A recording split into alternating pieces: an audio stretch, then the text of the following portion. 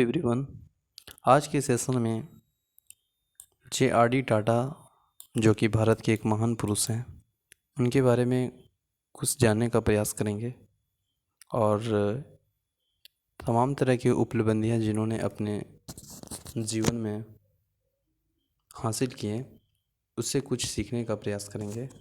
तो सेशन में बने रहें और मुझे उम्मीद है कि सेशन अच्छा ही रहेगा, क्योंकि एक भारत के साथ साथ पूरे विश्व में जाने माने वाले व्यक्तित्व हैं जिनके बारे में हम लोगों को जानना चाहिए। तो let start the biography of JRD. Tata.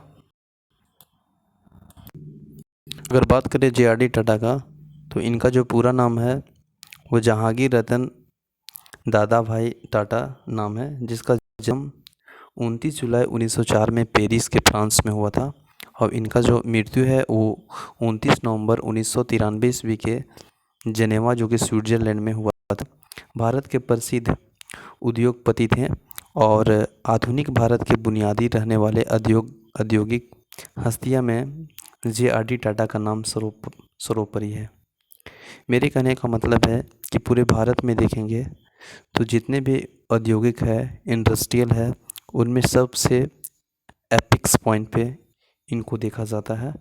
इन्होंने देश की पहली वाणिज्य विमान सेवा टाटा एयरलाइंस शुरू की थी, जो आगे चलकर भारत की राष्ट्रीय विमान सेवा एयर इंडिया बन गया, जो कि आप जानते होंगे। एयर इंडिया जो कि भारत का सरकारी यात्रा के लिए फेमस है और इसी कारण जे.आर.डी. टाटा भारत के नागरिक उड्डयन का पिता भी कहा जाता है। और यही कारण है कि जो एयर इंडिया है उसका नागरिक का पिता कहा जाता है जे.आर.डी. टाटा को। इनका जीवन परिचय के बारे में जानने का प्रयास करेंगे। कुशल विमान चालक जे.आर.डी. टाटा का जन्म 29 जुलाई 1904 ईस्वी में पेरिस में हुआ था और यह रतन जी दादा भाई टाटा व उनकी फ्रांसीसी पत्नी सुजेन बेरी की दूसरा संतान थे, जिनका पिता भारत के अग्रणी उद्योगपति जमशेद जी टाटा के चचेरा भाई थे। जे.आर.डी. टाटा की माँ फ्रांसीसी थी, इसलिए इन्हें अपने बचपन का ज़्यादातर वक्त फ्रांस में बिताते थे, इसलिए फ्रेंच उनकी पहली भाषा थी। इन्होंने कैथेड्रल और जॉन कॉलोन स्कूल मुंबई में अपनी पढ़ाई को पूरी की थी। जे.आर.डी. टाटा जी ने इंजीनियरिंग की पढ़ाई कैम्ब्रिज विश्वविद्यालय में किए थे। मात्र 34 वर्ष की आयु में टाटा संघ के चेयरमैन बने थे। 34 वर्ष की आयु में टाटा चेयरमैन के सदस्य बन गए थे और दशकों तक उन्होंने विशालकाय टाटा समूह के कंपनी का मार्गदर्शन किया था। उन्होंने अपनी पैतृक कंपनी के अध्यक्ष पद पर पहुंचने से पहले सबसे नीचे स्तर से काम संभालना सीखे। मतलब उस कंपनी के पद पर पहुंचने से पहले इन्होंने अपना हर एक निचली बैकग्राउंड को देखते हुए हर एक ऊंचाई की ओर प्रेरित हुए और इस प्रकार इन्हें अपनी उद्योग में विभिन्न समूहों समझने का अवसर मिला।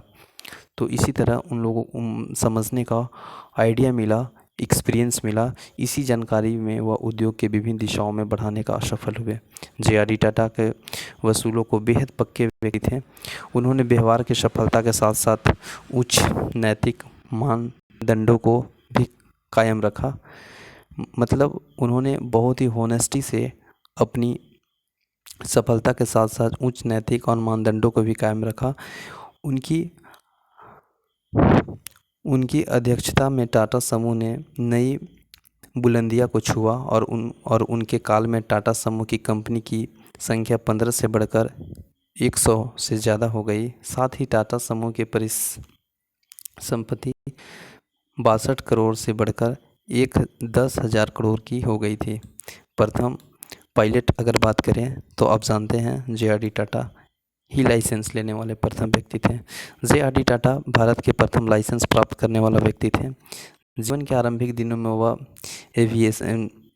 एविएशन की दुनिया की अग्रणी और बखियत लुइस बिलेरियात से बहुत प्रभावित हैं।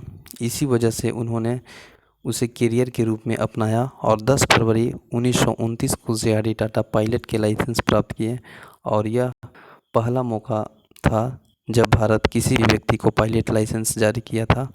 1932 में जे.आर.डी. टाटा ने भारत की पहली विमान सेवा टाटा एयरलाइंस की आधारशिला रखी और यह एयरलाइंस 1946 ईस्वी में एयर इंडिया के रूप में भारत के राष्ट्रीय विमान सेवा बनी।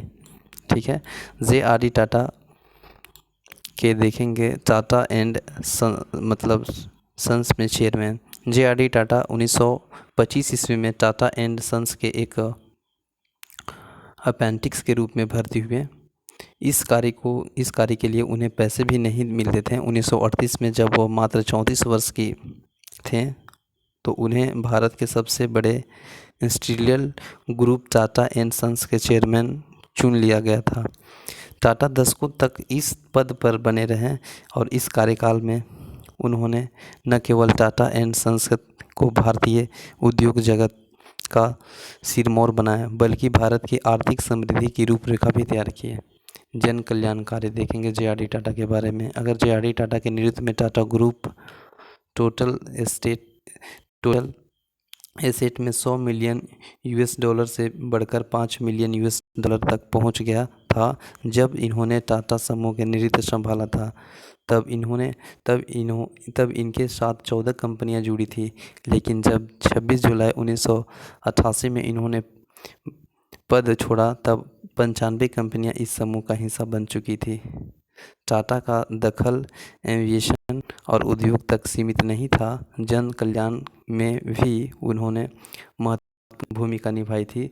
सर दोराबजी टाटा ट्रस्ट की शुरुआत से इसके ट्रस्टी रहे और उनके मार्गदर्शन से इस ट्रस्ट में 1941 में memorial centre of cancer research and treatment स्थापना की थी। यह एशिया में अपने तरह का पहला कैंसर का अस्पताल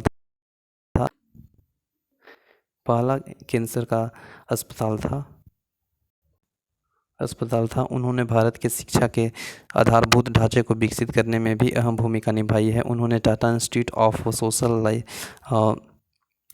sciences, Tata institute of fundamental और रिसर्च और national centre of formatting arts की भी स्थापना की थी।